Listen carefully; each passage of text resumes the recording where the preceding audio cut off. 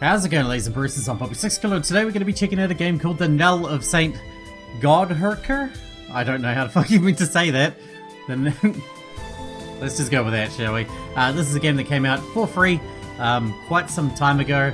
I think they finished... been planning to do it for a while, but I put it off because I was concerned about the translation. They've been constantly patching the translation. I believe they finished doing it in like June or something. So hopefully it's translated well, because it is a Chinese game. You know, sometimes they can be a bit iffy, as we've seen. But hopefully it looks really impressive. This is going to be the next one of our games that we're going to have a go at and see what everybody thinks. After this one, I'm going to let it simmer for a few days, and we'll pick out the one that is that's gained the most interest, you know. But with that out of the way, let's jump in. Do half an hour of the Saint of Knell Godhrkar. I kind of hope that this one doesn't get picked, because I can't even pronounce the fucking name. I'd have to make up a new name for it. In-game difficulty. Normal. Well, that's what I always pick for everything anyway. Trying to sing, he moved his lips. Now out of fear of death, the instinct to cry for help, nor our eternal need of breath. But only the bubbling of foam on his blood emerged. Other sounds came from elsewhere. His legs trembled uncontrollably. The sound of boots splashing in something. The anxious cries. Darkness melted into his eyes so that he could only imagine the police officers' expressions from the sound of their footsteps. Though he could feel some sort of cloth beneath being compressed on his wound, he'd rather be offered a large and thicker blanket to cover his damp and freezing body. This was the third tourniquet. The first and second one were soaked in his blood, then dried and stuck directly on his neck. He was unable to remember the details of the murder. Due to blood loss, exhaustion and vertigo made him feel that his body was much heavier than it was supposed to be. It was as if he was sinking deeper into water, dragged further into the abyss. Not long after, a man approached him, attempting to see if he was conscious. The man patted the side of his face repeatedly, and it took him some time to figure out what the man was saying. Every sound had become unclear, except for the murmur of death calling for him. "Hang on, stay calm." The man's southern accent and clumsy antinomian blew his ears like a gust of wind. He relied on his hearing, which he had lived on, more than his failing sight. He could understand music even before he could talk. About his voice, the Thalazac paper had once lauded him as the best singer in Popular Yoij. He was only 16 at the time. Everyone in Thalazac took a leaflet from his father's orchestra before they arrived in Promland. He took people's praise for granted since the day that he'd begun to sing. He believed that the world would be captivated by him forever. Born with a clear voice and a talented mind, he believed that he deserved all the love in the world.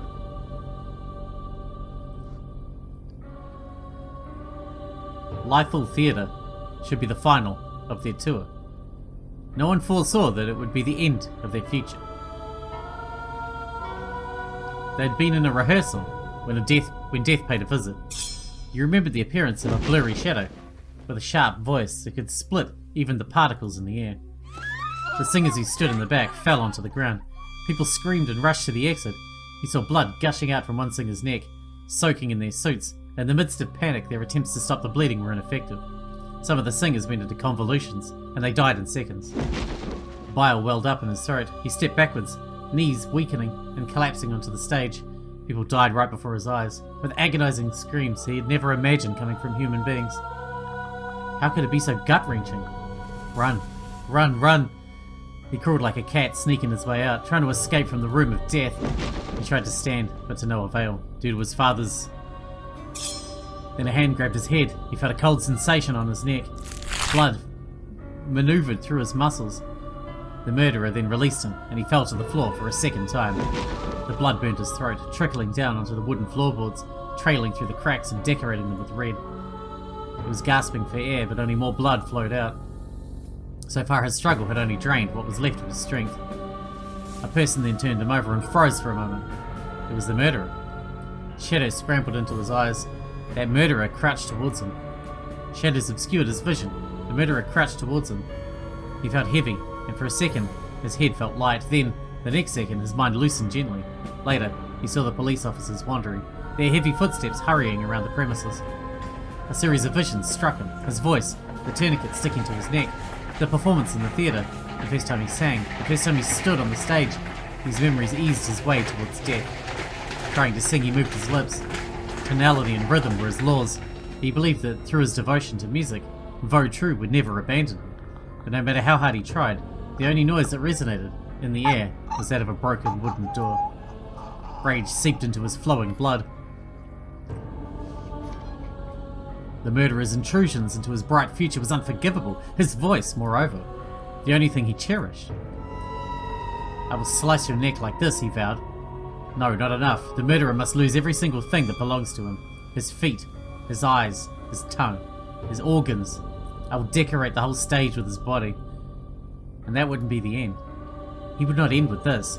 He stretched a hand out into the air, blood and foam trickling onto the floor.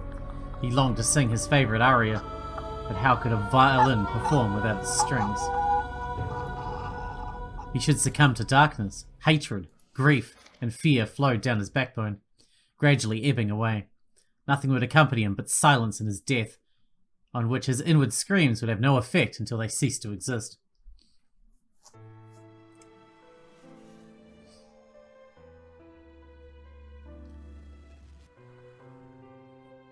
All songs must be hunted, for that is the omen of Doomday. Wow, this is like... The production quality is fucking phenomenal. How the hell do they sell games like this, give away games like this for free? That's insane. You know, after all these visual novels that we've been covering recently for impressions over the last few days, a huge surprising number of those are free. It's insane.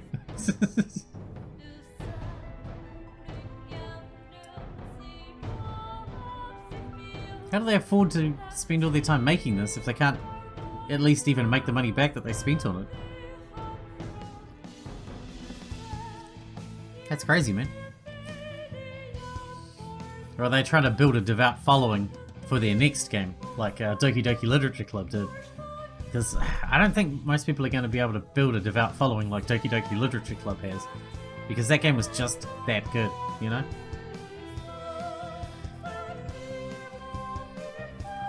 You have to be pretty good to match up with that, you know? I mean, I've come across some really good free games, visual novels and others, that I think are a travesty that they're not being charged for, but not many on the same kind of level as Doki Doki Literature Club.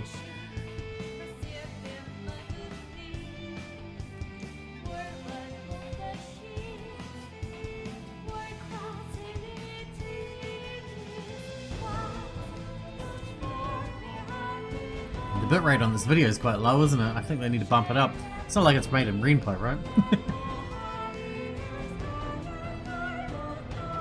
I mean, I know I was having trouble with bitrate in Ren'Py, but I wouldn't have a video like this in Ren'Py because it just wouldn't cope. Probably the computer would burst into flames while it was fucking playing it.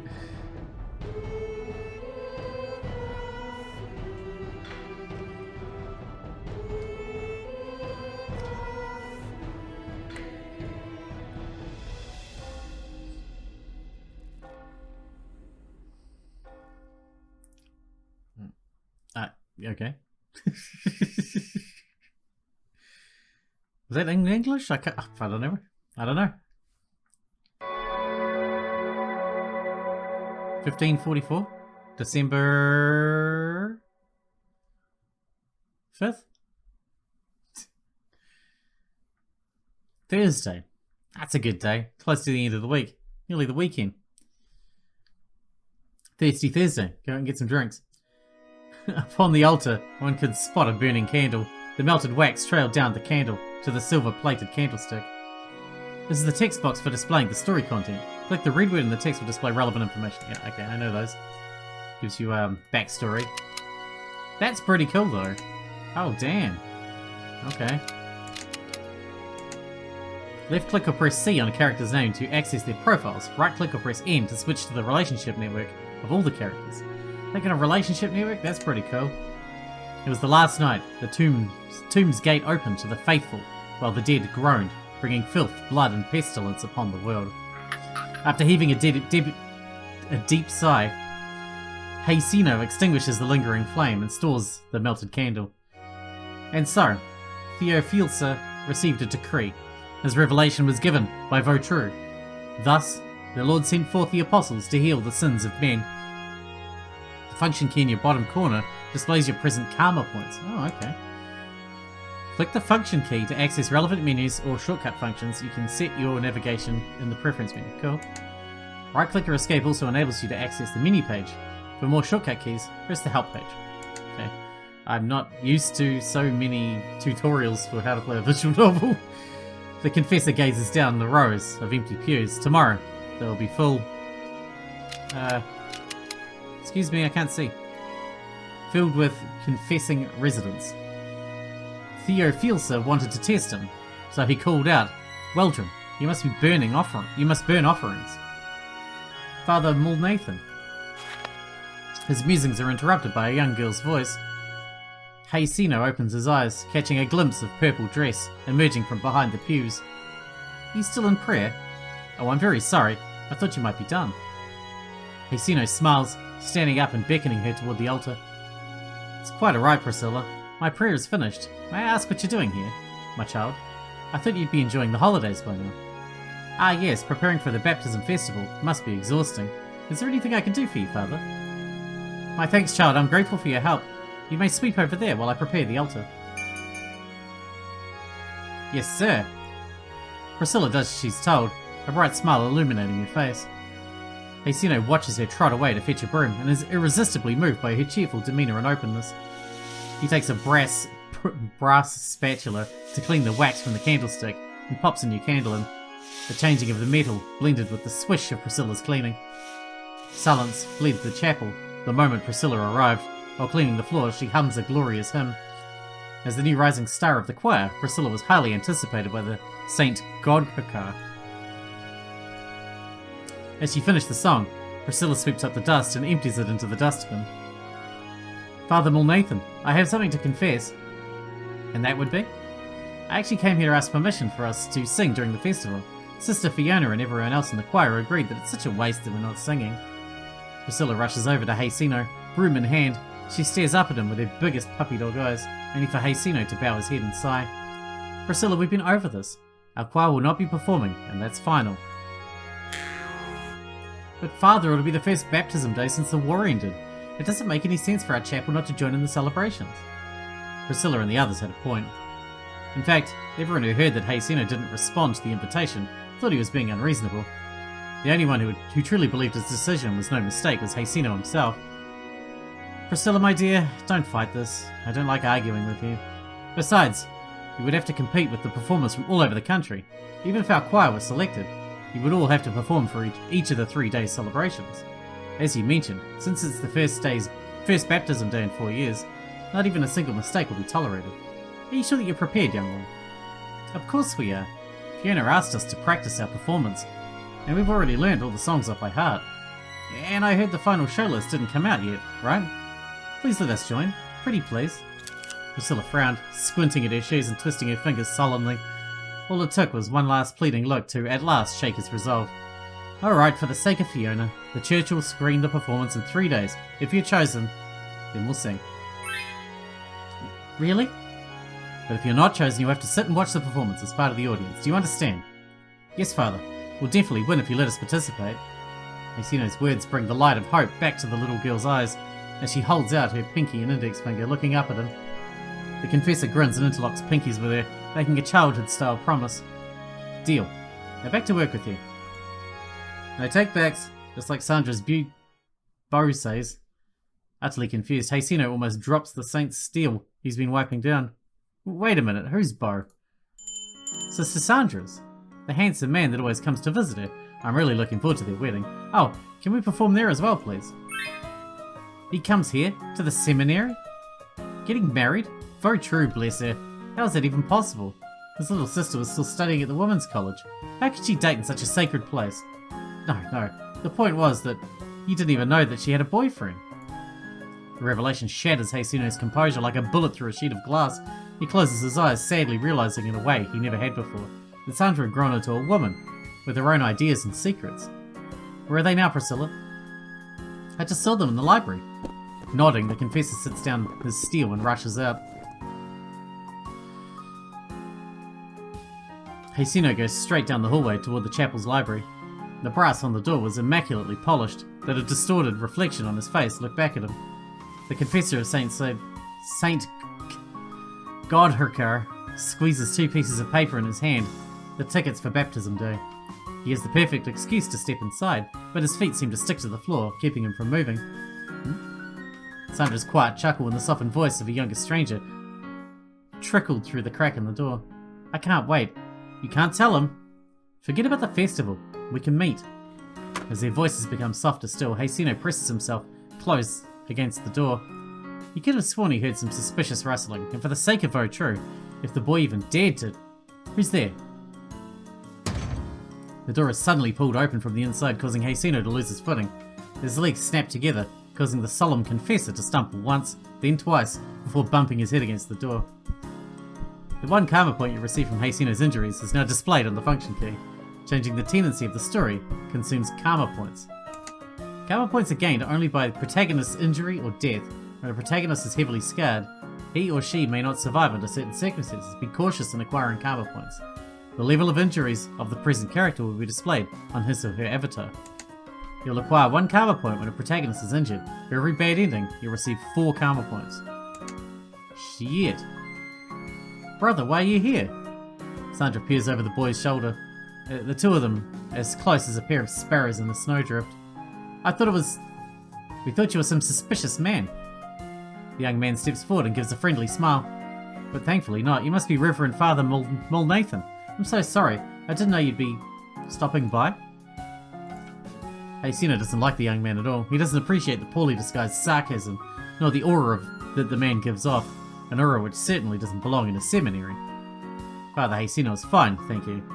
I've come to deliver your ticket for the baptism festival, Sandra. I hope you and... He referred to himself in the 3rd person. Haseeno leaves his invitation dangling in the air, hoping Sandra's uninvited guest would state his name. However, the boy appears nervous, pulling the tip of his hat over his eyes. An awkward silence fills the room. Sandra's eyes shift between her brother and her boyfriend before she finally nudges the boy. Sorry, I'll be leaving now. I just came to get some old newspapers, that's all. I'll, see you later, Sandra. It was nice to meet you, Father Haseeno. Good day. After the footsteps fade away, Haseeno turns to his sister. Sandra stands near a shelf, head bowed, and clutches a newspaper in her hand. Who was that hooligan you were flirting with just now? He's not a hooligan. He has a name, you know. It's Letzeriel. It doesn't matter what his name was. That boy is not the type of man you can rely on. I forbid you from seeing him again, especially in this chapel. Haseeno crosses the room to the large oak table by the window before sorting through the books and old newspapers left behind, wondering why the boy had needed them. I'm already 16, Haseeno. I'll be an adult next year, so I can see whoever I want to, and you can't stop me. Haseeno stops to flick through some pages and then turns back to Sandra. Seeming to run out of courage, she looks down at the ground, her eyes rimmed with pink as she fought off tears. Fine, I'll overlook this for now. But know that when Father Turner returns... What? Didn't you know Father Turner? Haseeno looks at her, bewildered. The last time he saw Turner was 2 weeks prior, right before the energetic priest had once again been sent to Skier to conduct the local services. What about Father Turner? Sandra shakes her head. Father Turner can't. I'm afraid he can't come back. They said he killed someone. His first thought is that his sister is just mad at him about her boyfriend. Then he notices Sandra's pale face. She's scared. Don't tell me you believe that gossip. He's not a murderer, Sandra. You can't know that for certain, brother. I even read about the case in the news. It was so brutal. Haseeno shakes his head in disbelief. He knows Turner is devout, although occasionally unreliable, and had always been an honest and virtuous priest. Haseeno couldn't even consider, let alone believe, that he of all people would... Did you hear anything from the church? Haseeno shakes his head, feeling his blood run cold. Their priest had been wrongfully accused, but the Holy Church wouldn't even issue a statement. because they're too busy preparing for the festival to be bolted. Sandra raises her head to look up at him, eyes darkened with fear and concern. Hey, Sino? It's fine. I'm fine. And Turner, It's fine. Could you go back by yourself? I just need a few moments alone. Sandra stares at her brother before shuffling out of the room. Hesino places a hand over the holy cannon, trying to calm himself, but the fear still haunts him. Thus, Waldron built the altar there and arranged the wood on it, and then placed the goat on top of it as a sacrifice. But the calamities and distresses still don't past. Turner has already been crucified by the public. If the real killer is in court and the church doesn't stand up for him, he may very well be sentenced to death. And Waldron held his belief. He said, "In time the truth prevails. Deliver me, Ovo true. Grant me wisdom and the eyes to see through truth." Hesino stands alone in the empty library. The sound of praying hovers among the tall shelves and countless ancient books. Have mercy upon us, Ovo true.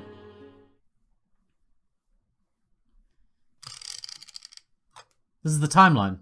The upper and lower axis each represents timelines happening in different cities or different places. You can choose different chapters to play on this page. The squares on the timeline represent the events of a certain date. Each outline colour of these squares represents a respective character. I see. Once you click the squares on the timeline, the summary of this chapter will be displayed on the upper right corner of the square. Click the character's avatar to begin the story. Okay, so we can do this one. That's what we just did, right?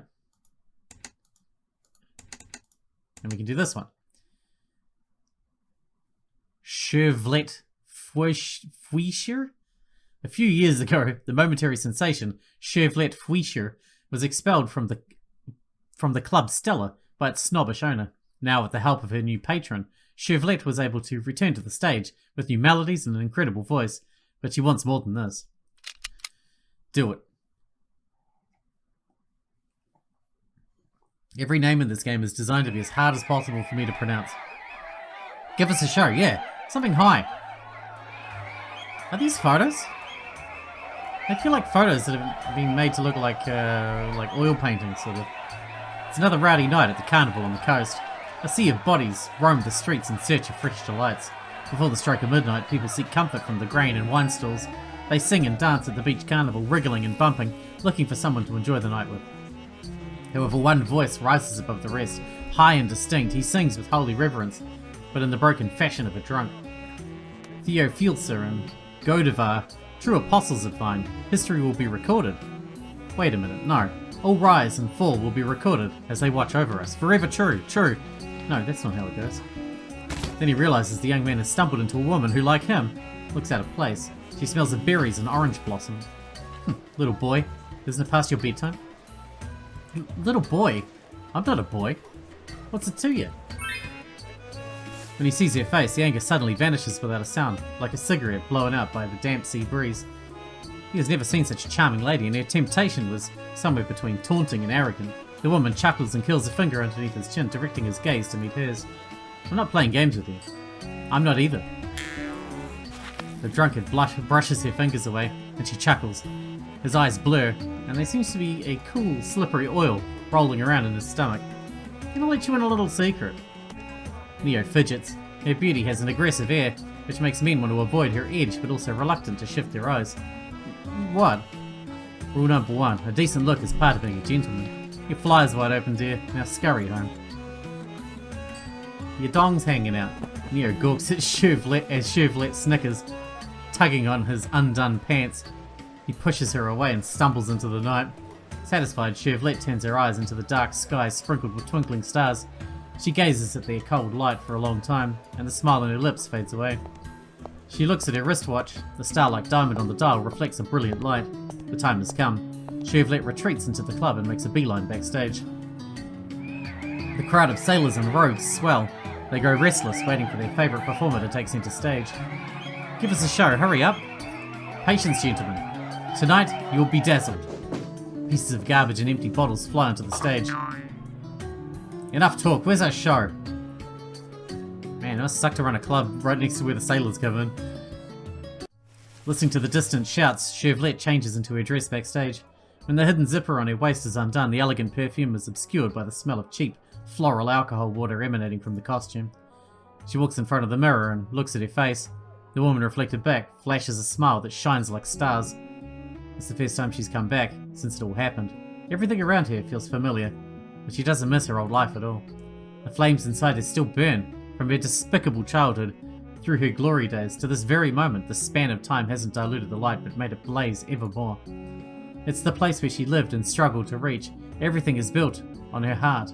No matter how low she stooped in the eyes of the world, Chevlet is unashamed. Let them bash her again. This time she will not run. This time, her stage. This will be her stage where she alone shall exist. She will be the best there ever was. To catch them is my real test. A sudden creak from the floorboard sends a chill up Chevlet's spine. She whips her head around, but when she sees the figure emerging from the darkness, she sighs in relief and puts the scissors back on the table. Maverick? Don't scare me like that, darling. He appears behind her, silent as a shadow. His eyes were dark as volcanic glass, pensive and unsure. How she adores them. Maverick was once one of her fans, although he was hardly noticeable when Chevlet was the lady of the hour. But after all these years, she found this better than many others who ogled her while making vulgar jokes. He doesn't say a word. Sometimes silence is all they need to communicate. Chevlet feels his hand lift her hair and put something cold and heavy around her neck. He didn't have to. It's not a problem. It's as beautiful as I imagined. Her smile is tight and incredibly sad. She lowers her eyes as she sees that crippling smile in the reflection of the rhinestones. The prideful singer disappears and a sorrowful lady remains. Even the halo of the black pearl seemed to be pale and sad. She can't afford to lose Maverick, and she is eager to fulfill their common desire. When they no longer wander, they'll become a harbour for each other. They'll create a family here in Sixkilla, becoming the happiest couple in the world, which would also mean putting an end to their dream. Of course, Chevlet can never bring herself to end this yearning for the spotlight. Now with the spider's silk in hand, she refuses to let go. Maverick, is everything alright? You don't look so well. I'm just tired is all, darling. You sure? Don't stress yourself out.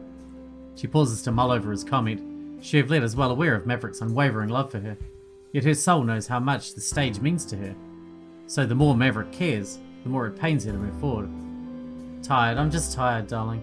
I think it's time to move on from here, on to bigger and brighter things. Maverick is quiet for some time, running his wind-worn fingertips across Chevlet's cheek. The silence continues to fill the narrow gaps between them, one's eyes chasing the other's, reluctant to move away. Write to me when you find a new home. I'll follow you just as I follow the stars. Chevlet smiles softly. Maverick always uses his love to peel off her disguise, overflowing her heart with warm love. Maverick, go ahead, show your voice to them. Of course. Chevlet paints her cheeks and lips in rouge, ready to face the world. She makes her grand appearance on stage. That's it. That's our queen. Here she is, the voice of magic. Knell of Ely City. She grasps the microphone and the crowd falls silent as she raises her hand. Chevlet's eyes glow eerily, like a cat's under the spotlight. A local band hired by her patron plays the prelude. This one is called To All the Stars in the Ellipse of Time. I hope you all enjoy it.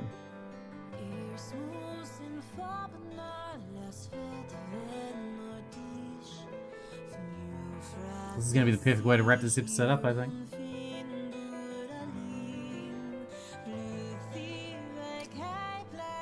What are those characters from? What language is that? I'm pretty sure the game's Chinese, but those are definitely not Chinese characters. Let me know if you know what those characters are. I don't recognize them at all.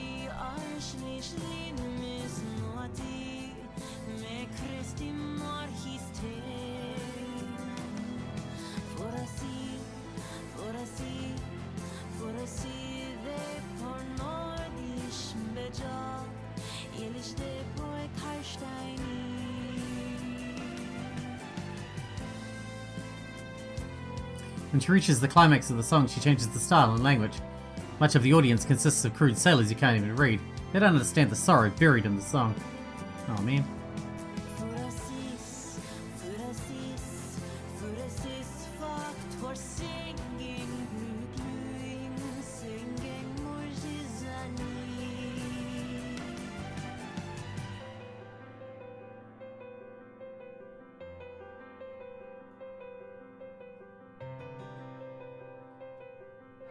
Regardless, the crowd is thrilled, dancing, hooting, and hollering as Chevlette's voice peters out. Yeah, bravo! Encore, encore! Thank you, darlings, thank you very much. The audience is agitated. Some sailors even try to climb the stage, while many more throw flowers toward it. Red and pink petals rain down. Eager to escape the men rushing the stage, Chevlette sneaks off to the side and down the stairs. She strolls to the club's back door, only to be grabbed around the waist by a man she knows all too well. Darling, bravo! What a show, my dear girl. Fowlin, the owner of Club Stella, smothers her with kisses. Doesn't seem like the same man who once threw her away. Come, have some food. Take a sip of this fine wine. You deserve it. He holds her hand with incredible strength. That's right, Mr. Fowlin. I insist. Fowlin wraps his arm around her shoulder and he all but forces her to take a seat. She smiles and nods at him, feeling her skin crawl anywhere to be touched. She quickly removes her black pearl necklace before stuffing it in her purse that rested behind Fowlin. She doesn't notice the sound of crutches hitting the ground. Another hand reaches out and this time it belongs to a foreign face. He looks very sleek, but a mink coat and tons of hair oil couldn't hide the lifeless old man's smell. He must be over 60 years old. Sir Kumar, this is the gem I spoke of before. The reason our stage always delivers a dynamite performance. Kumar doesn't respond. He leers at her, focusing on her white shoulders and cleavage. Chevlette tries her best to force a smile. I was simply thrilled by your performance, Chevlette. Thank you, Sir Kumar. Sir Kumar is interested in being your newest patron. Haha, that's right. She's a little older than my expectation. Fowlin usually brings those little girls, but every once in a while it's fine. I don't mind a change. Oh my god. When you encounter a choice, the options will be displayed in the upper left corner. The red colour option represents the default choice that will be made by the present protagonist. Click on the arrow on the right side to view different options. The story will not be changed until you click on the option. Only switching between possibilities will not change the story. Only switching between them. Every choice made requires 1 karma point. You cannot change the story if you don't have any karma points. Note this, changing the story's tendency with karma points essentially means changing a protagonist's thoughts permanently. Therefore, even when you repeat the changed story and let the protagonist choose, he or she will act according to the last choice you made. I see. Then I should take the one that doesn't cost anything. Right? Fowlin smiles at her, as if she should be flattered, a layer of oily sweat highlighting his nose and forehead. Sir Kumar continued to stare at her, licking her collarbone with his eyes. Chevlette opens her fan and lowers her head, looking coy. She knew that covering her breast with the fan would displease him, but she's exhausted from dealing with these bastards. Bored and aggravated all at once, Chevlette looks past Kumar and Fowlin's faces. Behind her conversation partners, she sees a figure. He who became Chevlette's hope when she fell into the depths of hell. The man turns and comes into focus, a 40-year-old gentleman wearing a pale suit. He simply stands there, yet his demeanour is as if he stood in a grand opera house instead of this poor little club. Excuse me, gentlemen, I need to powder my nose. Of course, please. As Chevlette stands and attempts to walk away, Kumar runs his wrinkled hand down the side of her leg. Turning in disbelief, Chevlette finds Kumar smelling his withered old hand. His eyes are lewd and repulsive. Please don't wander off now. I won't mind. Chevlette shakes in anger and she stomps off as the men get down to business, and Chevlette knows Fowlin plans to sell her to Kumar for a high price tonight. The guard won't let that happen. No one can treat her like a toy now. Alright, with that, we need to wrap this one up here, but I'm really interested in this one. It's really different. I love the art style. It's got huge production value. The UI looks fantastic. And it's got a lot of, like, I don't know, different features like the karma system that lets you make choices. That's interesting, that you have to earn the right to make choices, as opposed to them just being, you know, thrown out to you. I like it. Anyway, let me know what you think down below. As I said before, one of the impressions for the last few that we've done, whichever one gets the most interest, will become the new series. But until then, hope you guys enjoyed it. Thanks for watching. Thanks again, Alf, and I'll see you in the next one.